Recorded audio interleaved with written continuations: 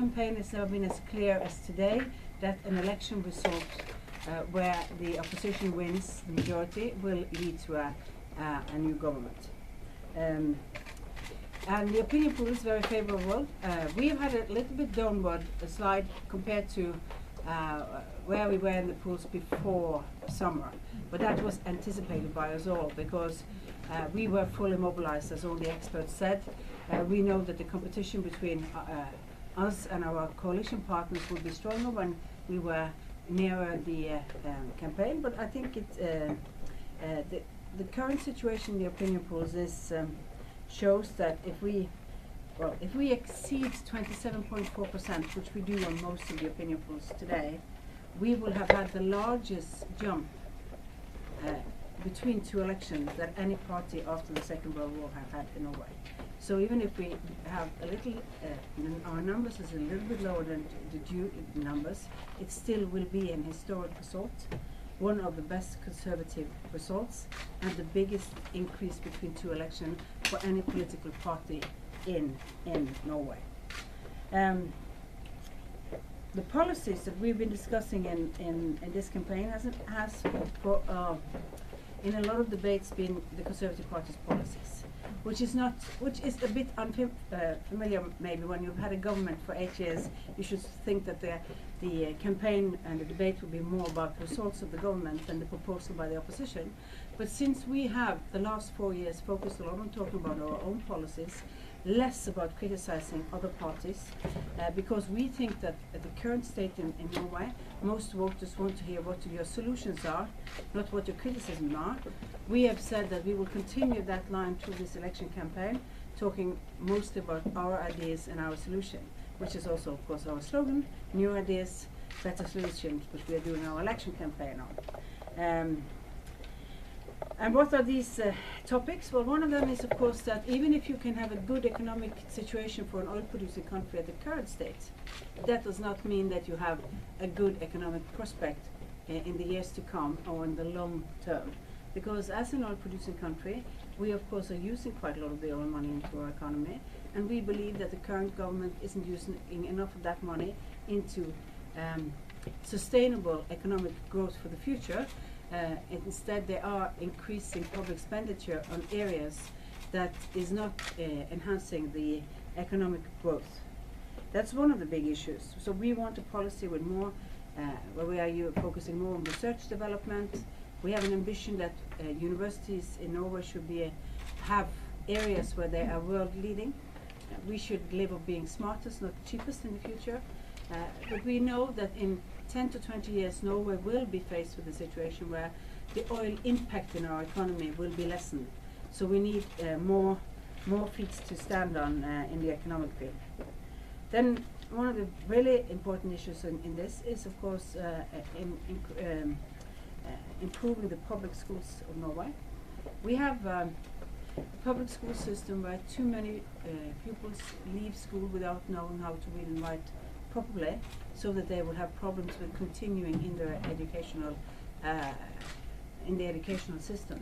And in a country where the unskilled labor jobs are few, and the demand for skilled labor and academics are much larger, it's important for us to improve the public school system.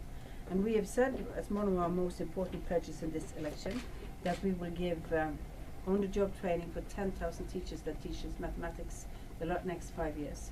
Because one of the subjects that Norway is not good enough on is science and mathematics.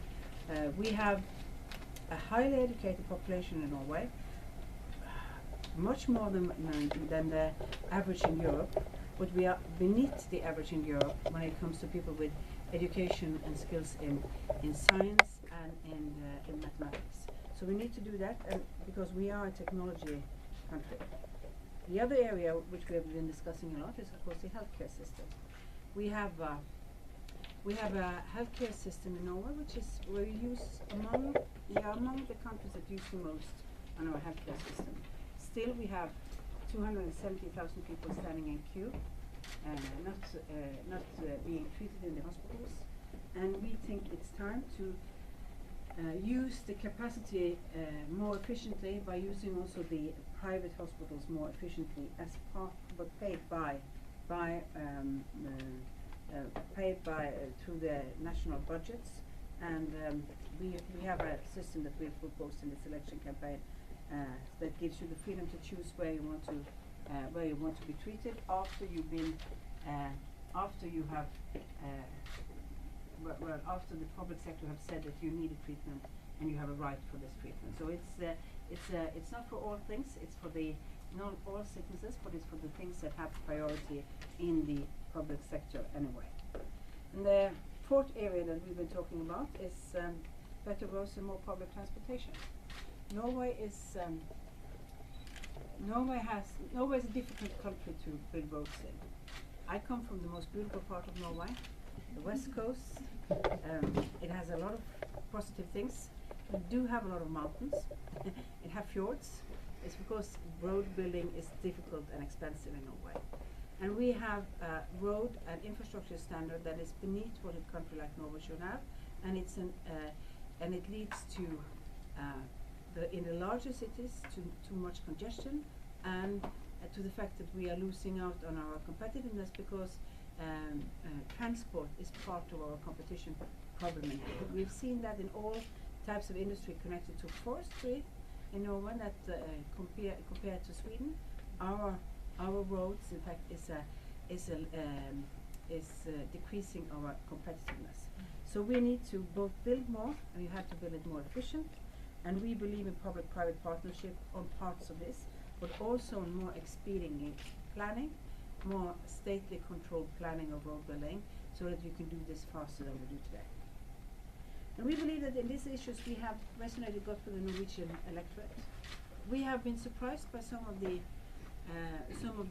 polls that has been run by different newspapers on who do you trust most on different issues, which in fact has led, which have given us much more trust in areas that usually used to be the hardcore social democratic areas, like for example elderly care and healthcare. I think it's because we have in this election campaign and in the years before shown both new ideas and better solutions, not just between public-private sectors, but also on how to run hospital, how to run care systems in Norway.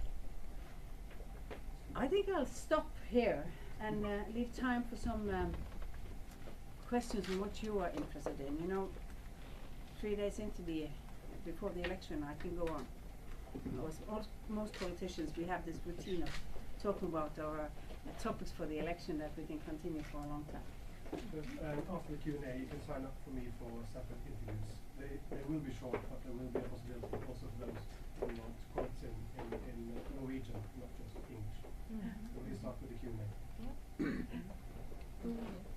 Okay, Sasha, maybe the first question? Det är inte bara utländska journalister, vi har invandringar också. Yeah. Please come see. Yes. The immigration issues. Yeah. We have, well, I think this is important, the two different important aspects of immigration to Norway. Traditionally, since we had this stop in immigration to Norway in the 70s, most of the immigrants who have come to Norway have either come as asylum seekers, UNHCR quota refugees, or family reunification with foreigners who's already in Norway. And it's we've said that we want to have a fair but quite strict policy when it comes to asylum seekers. It's important for us that Norway is not more liberal, but we are not going to be more strict than other European countries. I used to be minister of this, and I know that there is big differences between how you assess between the different countries the situation in different areas. And I think it's important for you to have a more European approach to where do we believe people in fact are persecuted for their beliefs or their views or other, and where do we in fact just believe that there is a economic crisis or otherwise crisis that leaves people to leave, and that we should have a more European approach to who is eligible for coming into Norway as asylum seekers. When it comes to family reunification, we want to keep the situation about the same level as it is today. We did make it a bit stricter when I was minister, and the Labour government has done the steps that we started on, And we do not believe in a stricter system for family reunification than we have today. The Progressive Party wants to have it stricter. They want to have more of a Danish model, but that's not a part of the Conservative policy. That will always have difficult issues if you want to also be a positive country for people who come from other countries who have who as labor immigrants. And the last part is the labor immigration part. We believe that well, there's been a much larger influx of people from Europe the last years than we anticipated after the 2004 opening of borders. That's been a blessing to Norway, because I think our housing prices would have skyrocketed much faster if we didn't have the Polish workers. But we have not been good enough on rethinking the strategy on how do we make sure that these people are integrated into our society, because quite a lot of them come now with their families, their children, and they need to learn Norwegian more properly. If they lose their job in the construction firm, they have the right to stay, because they might have worked for 3-4 years in Norway. They will have the right to stay on here. They will get unemployment benefits. Then they will need Norwegian or to know more Norwegian if they want to go into a different sector in a different type of jobs. So we have to rethink integration policies on this on that issue. And then Norway will need, and we are quite positive to more immigration also outside Europe from highly skilled labor, from expert and highly skilled labor. So we want to make it easier on some for experts to come to Norway. We know that some of the largest companies in the oil sector, they have offices all around the world. They need smoother ways of getting people into Norway and their families into Norway, and we have to. And that's part of our policy for better competition in Norway. The fact that if you work for Aker Solution in Bombay, and you might have to work a year or two in Norway, in Egersund or somewhere else, we have to make sure that the paperwork isn't too difficult. It's going to be more easy. But that's on the high-skilled expert area. Norway, as I said earlier, Norway is a country where the labor market for unskilled labor is quite small, and unskilled, non-Norwegian speaking labor is even smaller. So if you come to Norway as a labor immigrant, in fact you have to have quite a large level of education, and if you're going to succeed in our labor market. And I think we have to be flexible on that side, make sure that we get the people that we need, and when it comes to the European issue, this is a right. This is a part of the EEA agreement, and we do have to we need to make a better integrational policy of labor workers, labor migrants in Norway. We are not so afraid of the Spanish or the Polish, but they also have to learn Norwegian. That's Just remember to introduce yourself. Nina Berglund, News in English.no. We were told in this room yesterday by one of your rivals that this entire election campaign has been carefully constructed on an image of major differences between you and Jens and between Høyre and Arbeiderpartiet. But on many of the main issues, the EU, respect for handlingsregelen, alcohol politics, etc., you're really very much the same. Could you respond to that and give us an idea of how a government led by yourself would be substantially different? What kind of changes can the voters in Norway see under you than under the current coalition? Well, I think, as I always said, we are a liberal conservative party. We do not make revolutions. That's totally against our ideology. It's the road of small steps, changes that takes care of our background, our roots, and our as a country. I also believe that it's a bit funny, and I understand that the Progress Party have been here to talk yesterday, and of course they would like to tell that different story. It was the Greens. This was the Greens. Yes. Well, not Francis. well, I think it's an interesting. Yes, of course, in a small country like Norway, you have some major areas that you have quite. You agree on large policies. We've made a commitment and a compromise on climate change policies, for example. We've made a pension scheme change between the largest party. In fact, 6 parties did undersign the pension scheme change system. So yes, we have some of these large areas that we agree on, and but the biggest difference, I think, it's we have a more pragmatic view on how you engage private sector into running public sector issues. For example, the fact that we believe that it's not that in healthcare, in elderly care, it's not so much where you are employed when you do the job, it's the quality of the job done that is important. And we also believe that you get more innovation, you get a more creative society if people who have been trained in the public sector, if I can make their own company and say we want to do this differently because we have ideas that can be changed. So we have a system that I think one of the real big differences between the current government and a new government probably will be on the more pragmatic view on both commercial activities in towards public sector activity, public-private partnership in road building, in healthcare, and that type of thing. But also the fact that we believe that the third sector, the voluntary sector, is an important part of our society and should be, in fact, increased more. Which I think is there's a long tradition in Norway, for example, for that care systems for those who have larger problems, for example, drug addicts, people with alcohol problems, have always been run in the sort of non-governmental organization area and sphere, not so much in the public sphere. We believe in stable systems for this. We believe in better cooperation. So I think that's a very large difference in how you run things. We usually say that we should use all good forces to solve the problems, not just public sector and public employees. I think the second thing is educational policy is different. One of the things that have happened before this election campaign has been that on educational policies, the Labour Party has sort of adopted our agenda from the election in 2009 and 2011 on teachers and all of that. But they have not done this while they've been in government. So we still believe that they are, when they make their priorities, it's not about education.